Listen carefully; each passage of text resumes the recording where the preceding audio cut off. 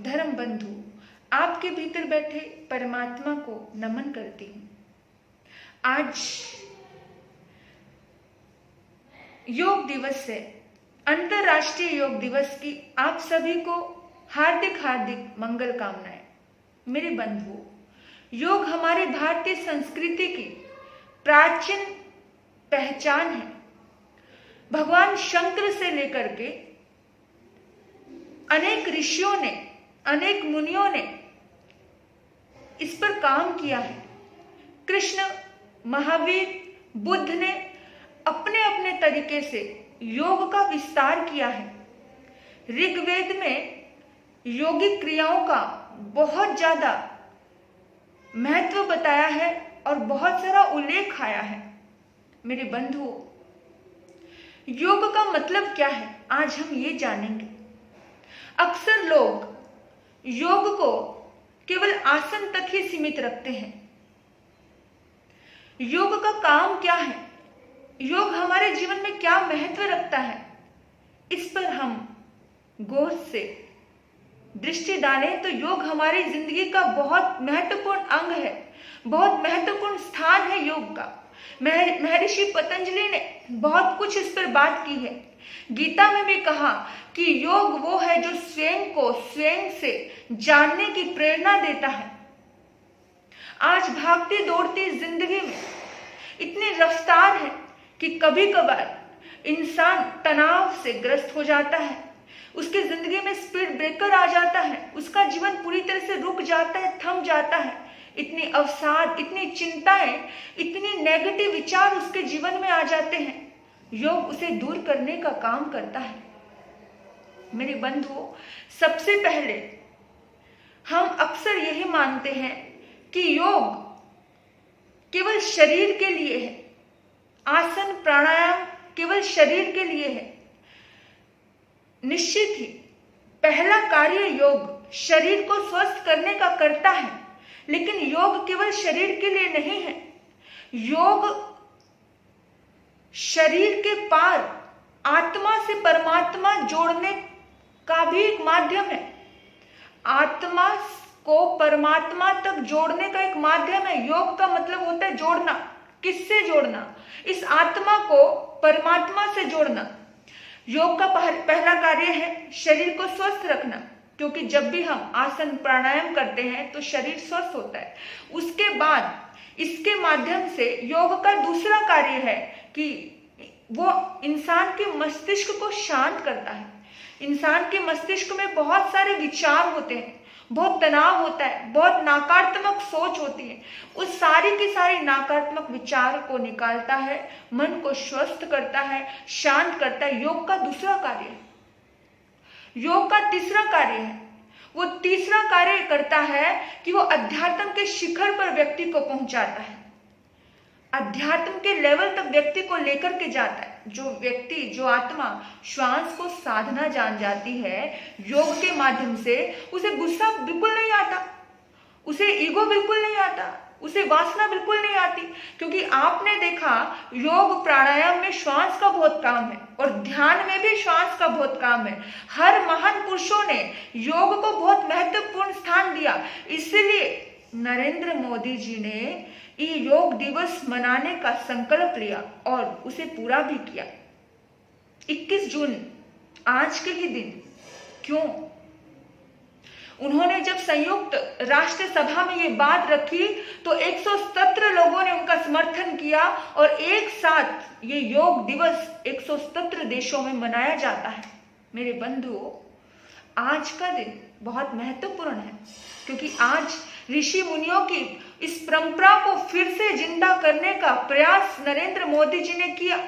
क्योंकि कहीं हम अपनी भारतीय संस्कृति को भूलते जा रहे हैं। आप देखिए कि आज का दिन क्यों चुना गया, क्योंकि आज के दिन का बहुत महत्व है। आज का इस पूरे साल में एक ही दिन ऐसा आता है जो आज सबसे बड़ा दिन होता है। आज सबसे पहले सूर्य उदय होता है और सबसे बाद में देरी से सूर्य अस्त होता है। सबसे बड़ा दिन है और ये जो दिन सबसे बड़ा हो उसी दिन में सबसे बड़ा कार्य किया जाता है। योग के माध्यम से आत्मा परमात्मा से जुड़ती है।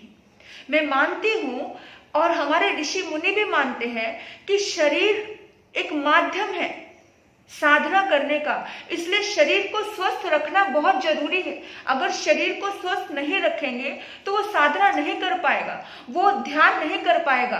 आज लगभग हमारी पतंजलि महर्षि ने हमें 8 अंग दिए, जिसमें बताया कि यम, नियम, प्राणायाम, यानी कि बहुत सारे नियम, बहुत सारी बातें उसमें बातें की हैं। जैसे ये सारे के सारे आसन, ये सब चीजें आती हैं। प्रत्याहार आता है, धारणा आती है, ध्यान आता है और समाधि आती है। यानी कि ये 8 अंग बताए हैं महर्षि पतंजलि ने। ये 8 अंग में से सबसे पहला अंग है यम।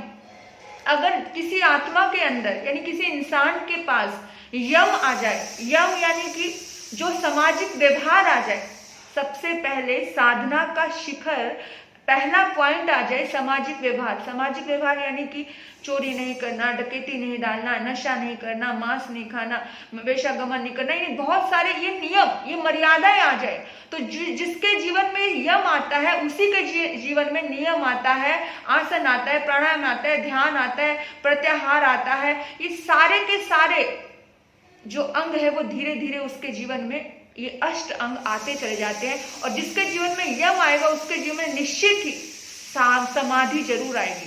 समाधि उसी के जीवन में आएगी जिसके जीवन में यम होगा।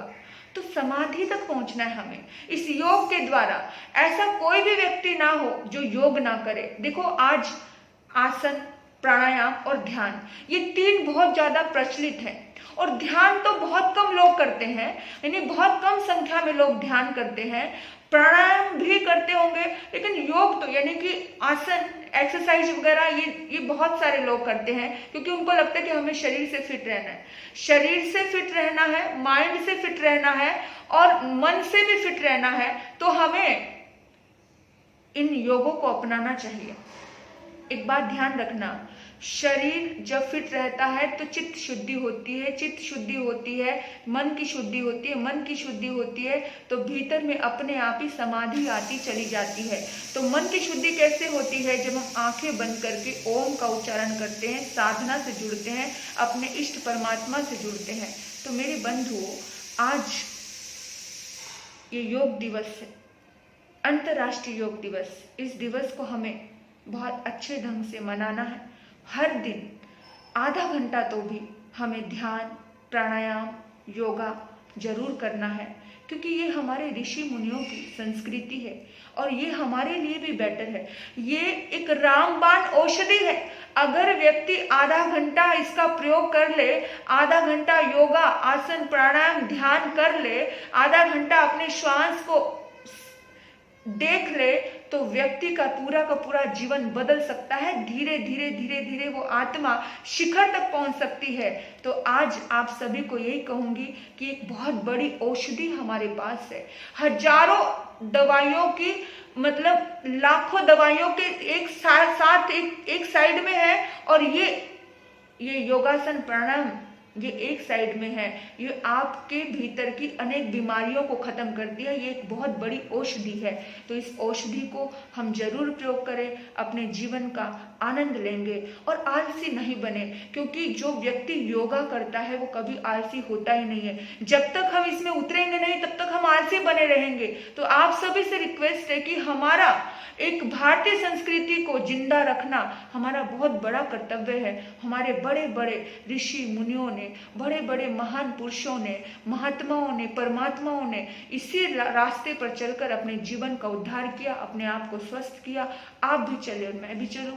आपके भीतर बैठे परमात्मा को नमन करती हूँ। एक बार फिर अंतर्राष्ट्रीय योग दिवस की आप सभी को शुभकामनाएं। ओम शांति, ओम शांति।